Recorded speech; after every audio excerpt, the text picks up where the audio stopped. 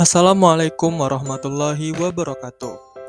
Perkenalkan, saya Ahmad Penaldi dari Pendidikan Biologi 1 2020.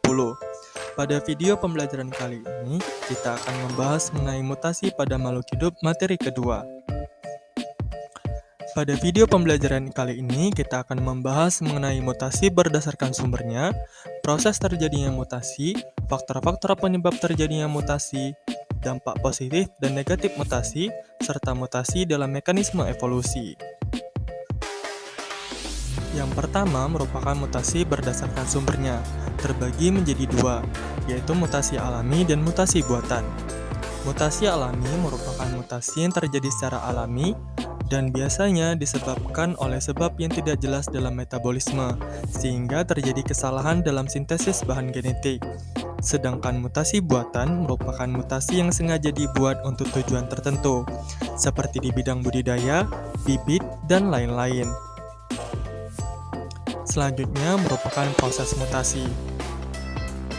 Yang pertama yaitu menurut tipe sel yang mengalami mutasi, terbagi menjadi dua, yaitu mutasi somatis dan mutasi gametis. Mutasi somatis merupakan mutasi yang terjadi pada sel-sel tubuh. Sedangkan mutasi gametis merupakan mutasi yang terjadi pada sel kelamin, sehingga dapat diturunkan. Selanjutnya merupakan menurut sifat genetiknya, terbagi menjadi dua, yaitu mutasi dominan dan mutasi resesif. Mutasi dominan merupakan mutasi yang dapat terlihat pengaruhnya dalam keadaan heterozigot. Sedangkan mutasi resesif, mutasi yang terekspresi dalam keadaan genotip homozigot resesif. Terjadi karena adanya gen resesif yang membawa sifat. Dan yang terakhir adalah menurut arah mutasinya, terbagi menjadi dua, yaitu mutasi maju dan mutasi balik. Mutasi maju merupakan mutasi dari fenotip normal menjadi abnormal. Sedangkan mutasi balik merupakan mutasi yang dapat mengembalikan fenotip abnormal menjadi fenotip normal. Faktor penyebab mutasi. Yang pertama yaitu mutagen bahan kimia. Penyebab mutasi yang terjadi pada lingkungan kimiawi. Contohnya adalah colchicine dan zat digitonin.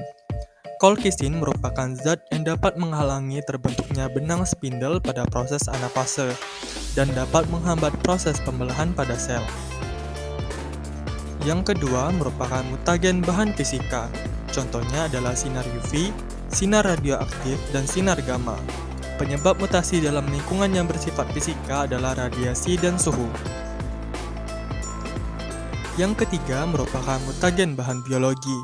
Virus dan bakteri diperkirakan dapat menyebabkan terjadinya mutasi.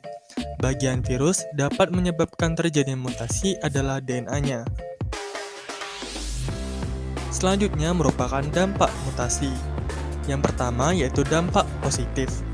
Dapat digunakan sebagai terapi sel-sel tumor, seperti penyinaran sinar X maupun kemoterapi, dan juga dapat dilakukan untuk pemulihan tanaman.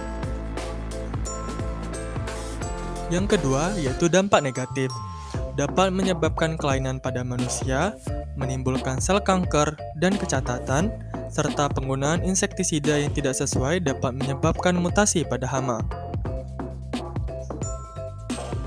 Dan materi yang terakhir yaitu mutasi dalam evolusi, terbagi menjadi dua yaitu faktor genetika dan juga faktor lingkungan luar.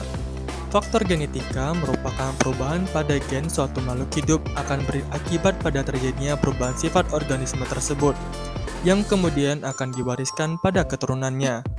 Sedangkan pada faktor lingkungan luar, makhluk hidup yang melakukan perubahan fisik dan karakter secara terus-menerus untuk dapat selalu beradaptasi dengan lingkungannya, menyebabkan munculnya varian spesies baru yang bermacam-macam.